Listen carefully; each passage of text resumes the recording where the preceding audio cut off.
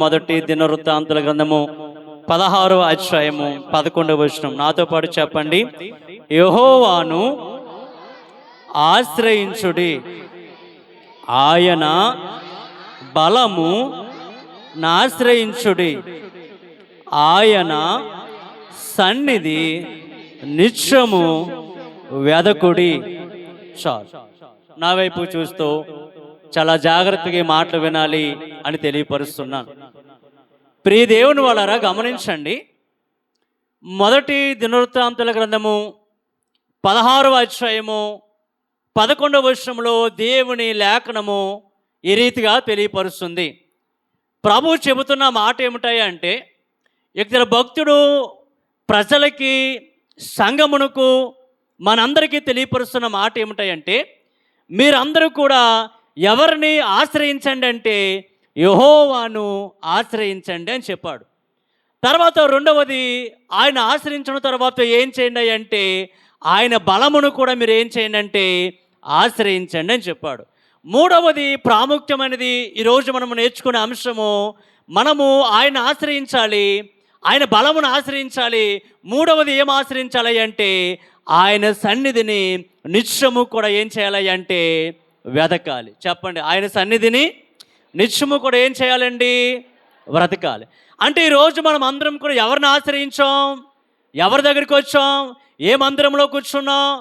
ఈరోజు మన పనులన్నీ వదిలిపెట్టి, కుటుంబాన్ని విడిచిపెట్టి, భార్యను భర్తను విడిచిపెట్టి, బిడ్డలను విడిచిపెట్టి, వ్యవసాయాలను విడిచిపెట్టి, వ్యాపారాలను విడిచిపెట్టి, మనకి కలిగి ఉన్న సమస్తమును విడిచిపెట్టి, ఇప్పుడు మనం అందరం కూడా ఎవరిని ఆశ్రయించామంటే యేసు అనే దేవుడిని మనం ఆశ్రయించాం.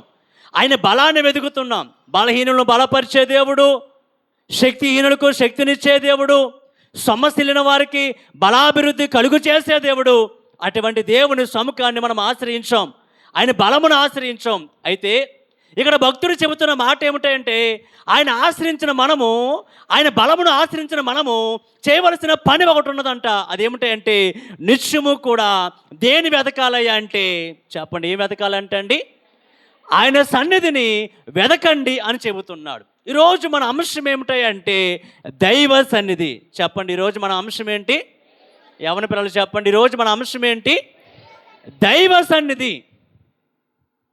బైబిల్ చెబుతున్న మాట ఏమిటంటే సన్నిధిని వెదకండి అని చెబుతుంది. ఈరోజు మానవ రీతిగా మీరు కానీ నేను కానీ ఎన్నో వెతుకుతూ ఉంటాం. ఉదయం లెగిస్తే పాల తెప్పాల ఎక్కడ ఉన్నది, పాలు పితుకు రావాలి అని వెతికేవారు కొందరు. బట్టలు ఉతకాలి అని చెప్పి మాసిపోయిన బట్టలు ఉతికేవారు కొందరు. ఉదయమే ఇల్లు ఊడవాలి అని చెప్పి చీపురు వెతికేవారు కొందరు. స్కూల్కి పోవాలి అని చెప్పి బ్యాగ్ ఎక్కడ ఉందని చెప్పి బ్యాగ్ని వెతికేవారు కొందరు. ఇలాగా అనేకమైన వాటిని మనం వెతుకుతూ ఉంటాం. అయితే నిత్యము, ప్రతి దినము, ప్రతి ఉదయకాలము, ప్రతి వేకువజామున నీవు నేను వెతకవలసింది ఏమిటాయంటే ఆయన సన్నిధిని వెతకాలి. ఏంటండి సన్నిధి? సన్నిధి ఎక్కడ దొరుకుతుంది? అదొక బ్యాగ్గా, ఒక పనిముట్ట, అది ఒక వస్తువు అంటే? సన్నిధి అంటే బ్యాగ్ కాదు, సన్నిధి అంటే వస్తువు కాదు. సన్నిధి అంటే దేవుని ప్రసన్నత అని గమనించాలి. చెప్పండి, దైవ సన్నిధి అంటే ఏమిటి? దేవుని ప్రసన్నత, దేవుని మహిమ దిగివచ్చే చోటు. నువ్వు ఎక్కడైతే ఉంటావో, ఎక్కడైతే మోకరిస్తావో, ఎక్కడైతే ప్రభుని వేడుకుంటావో ఆ ప్రదేశానికి ఎవరు వస్తారయ్య అంటే ప్రభు దిగి వస్తారు, ఆయన మహిమ వస్తుంది. గాడ్ ప్రజెన్స్ అనేది మనం అనుభవిస్తాం. దాన్ని ఏమందాయి అంటే బైబిల్లో సన్నిధి అంది. ఒక మాటలో చెప్పాలంటే దేవుడు ఉండే స్థలం. చెప్పండి, సన్నిధి అంటే ఏంటమ్మా? దేవుడు ఉండే స్థలం. అంటే దేవుడు ఎక్కడ ఉంటే అది దైవ సన్నిధి. దైవము అంటే దేవుడు, సన్నిధి అంటే దేవుడు దిగి వచ్చే చోటు. నువ్వు ఉన్న చోటుకి, నువ్వు సన్నిధి చేసే చోటుకి, నువ్వు మోకాలు వేసిన చోటుకి, నువ్వు ప్రార్థించే చోటకి ఎవరు వస్తారా అంటే దేవుడు వస్తాడు. దేవుడు వచ్చినప్పుడు ఆయన ఏం తీసుకువస్తాడు అంటే దైవ సన్నిధిని తీసుకువస్తాడు. అందుకే మనం అందరం కూడా ఏం చేయాలి అంటే చేయాలి. ఏం చేయాలండి? దైవ సన్నిధి చేయాలన్నారు దాసులు. అంటే మనం అందరం కూడా వేకువజామున లేచి ప్రభువును ఆశ్రయించి మోకాలుని మనం అందరం కూడా దైవ సన్నిధి చేయాలి, చేయాలి చేయాలి దైవ సన్నిధి చేయాలి. దైవ సన్నిధి చేస్తే సమస్తమైన కీడులు తొలుగును, సమస్తమైన మేళ్ళు. అంటే కీడులు తొలగిపోయే చేసేదేంటి? నీ కీడును కొట్టివేసేది. మనం అనుకుంటాం కదా, ఏదైనా సమస్య వచ్చినప్పుడు, విడిపోయినప్పుడు, వ్యాధి వచ్చినప్పుడు, బాధ వచ్చినప్పుడు, అప్పులు పాలైపోయినప్పుడు మనం ఏమనుకుంటామంటే కీడండి కీడండి, మమ్మల్ని కీడి కొట్టేస్తూ ఉందండి అంటాం.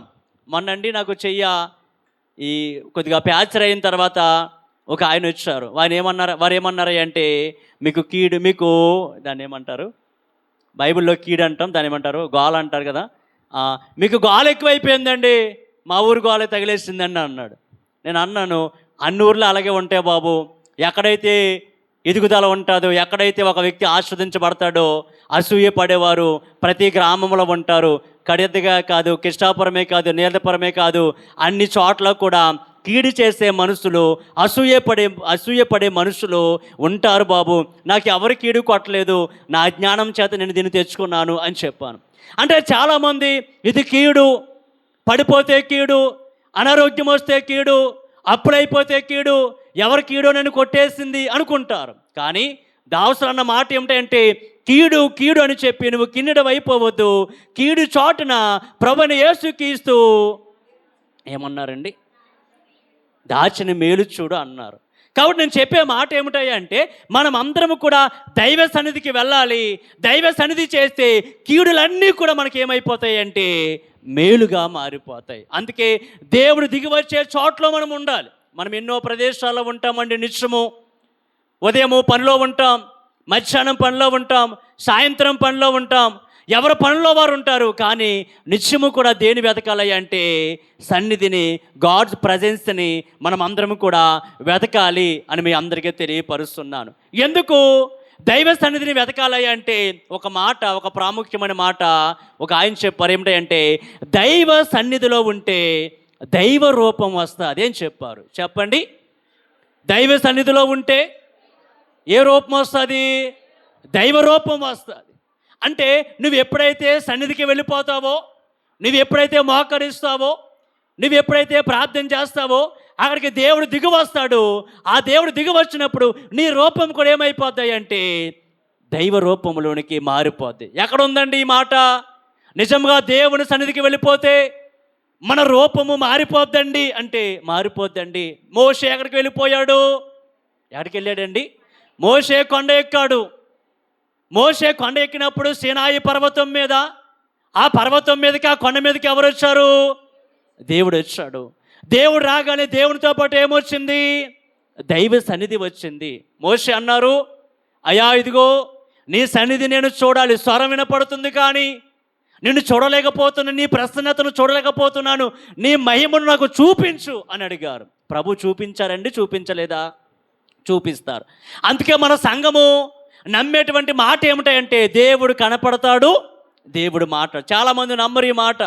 దేవుడు ఏదో వాక్యం ద్వారా మాట్లాడతాడండి అని చెప్పి నామకార్థంగా చాలా సంఘాలు బ్రతికేస్తున్నాయి. నేను దాన్ని నమ్మను. మన దేవుడు కనబడే దేవుడు, మాట్లాడే. నాకు కనపడ్డాడు కాబట్టి నేను చెబుతున్నాను. దేవుని ప్రసన్నత నేను అనుభవించాను, ఆయన తేజస్సు నేను చూశాను, ఆ వెలుగును నేను అనుభవించలేక కేకలేశాను. రాత్రికాల సమయంలో వాడకట్ట అంతా లెగుస్తుందేమో అనుకున్నాను. మా ఇంట్లో వారు లేచిపోయారు. ఎందుకంటే దేవుని ప్రసన్నతను చూడలేము మనము. ఆ చూస్తే మనము కేకలు వేస్తాం. భయంకరమైనటువంటి వెలుగును నేను నా బ్రతుకులో చూస్తాను. కాబట్టి నేను చెప్పే మాట ఏమిటంటే దైవ సన్నిధిలో ఉంటే నీ రూపం ఏమైపోద్దాయి అంటే దేవుని రూపంలోకి మారిపోద్ది. మోషే గారు కొండ దిగారు, కిందకు వచ్చారు పలకలు పట్టుకుని. ఆ పలకలు పట్టుకుని కిందకు రాగానే ఇశ్రాయేల్ ప్రజలందరూ కూడా మోషేను చూసి ఏమన్నారు? మోషే ముఖమంటండి ఎలాగుంది? ప్రకాశించింది. అంటే ఈ ప్రకాశత ఎలాగొచ్చింది బాబు చెప్పండి? మోషే గారికి ఏమన్నా పెయిన్ లెవెల్ ఇచ్చారా మీరు? చెప్పండి. పవన్ స్పాటర్ ఇచ్చారా? చెప్పండి. ఏమిచ్చారు? ఎవరన్నా హిమాలయ ఎన్ని ఉన్నాయండి? ఎన్ని కంపెనీస్ అండి? మేలిమి బంగారు ఛాయ. అంటే మన ముఖాలు బంగారు ఛాయలోనికి రావడానికి ఈరోజు ఎన్నో ఉన్నాయి. కొండ మీద ఎవరిచ్చారండి మోషేకి బంగారు ఛాయ? ఎవరు ఇవ్వలేదండి.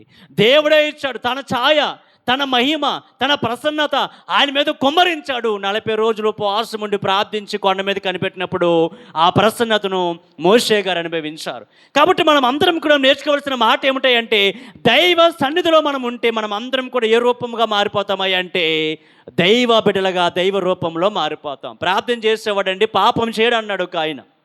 ప్రార్థన చేస్తే పాపం చేయరు, ప్రార్థన చేస్తే అబద్ధాలు ఆడరు, సన్నిధిలో ఉన్నవారు బూతులు మాట్లాడరు, సన్నిధిలో ఉన్నవారు వ్యభిచారం చేయరు, సన్నిధిలో ఉన్నవారు భార్యతో భర్తతో గొడవలు పెట్టుకోరు, సన్నిధిలో ఉన్నవారు పిల్లల్ని శపించరు. ఎందుకంటే వారు ఎలా మారిపోతారు అంటే దైవ రూపంలో మారిపోతారు. వారి మాట, వారి ఆలోచన, వారి యొక్క పరిస్థితులన్నీ దైవ రూపంలోకి మారిపోతాయి. అందుకే మనం అందరము కూడా దాసులకు మాట అన్నారు, సన్నిధి చేయండి సంఘాన్ని, చెప్పండి, సన్నిధి చేయండి సంఘాన్ని వెలిగించండి అని చెప్పారు.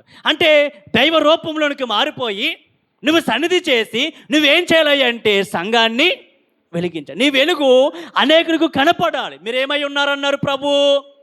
మీరు లోకమునకు వెలుగై ఉన్నారు అని చెప్పారు. ఆయన ఏమై ఉన్నారన్నారు? నేను ఈ లోకానికి ఏమై ఉన్నానన్నారు?